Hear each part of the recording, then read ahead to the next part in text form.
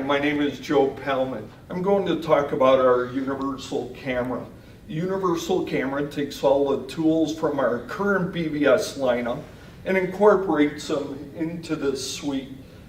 We have two additional tools, a 360-degree contour counter and also a 360-degree defect finder. I'm going to show you an application with the defect finder. The two bottles I have, the one on the right has a perfectly formed top. The one on the left has a flashing left over from the molding. I'm going to show it now how the software sees this.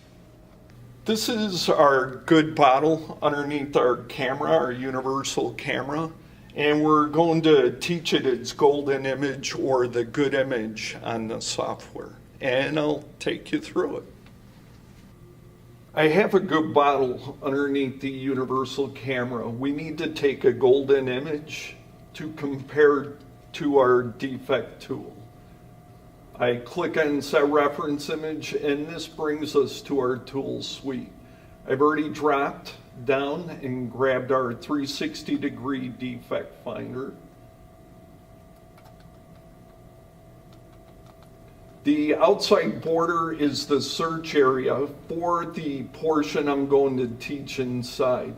Whatever is green is what I'm trying to concentrate on. I only want to see this outer ring. So first I'm going to remove all the tools inside, and now I'll click on only what I'd like the camera to concentrate on.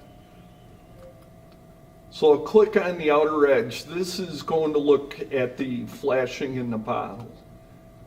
Now I click on output setup to set up my Boolean logic. If the part's good, output 1 will be illuminated.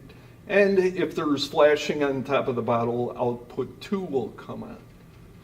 I'll go to test mode since we're testing. Again, output 1 is showing that I've got a good bottle underneath. And now I'll go ahead and put a bottle with flashing underneath the camera.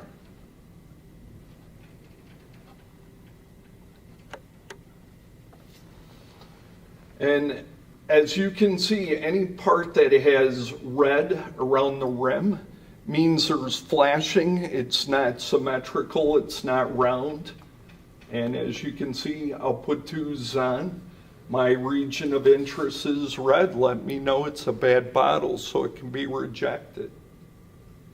When a bad bottle is rejected, output 2 from the camera can send a signal to your process to take the bottle off the conveyor before it's filled and capped and sent to the customer.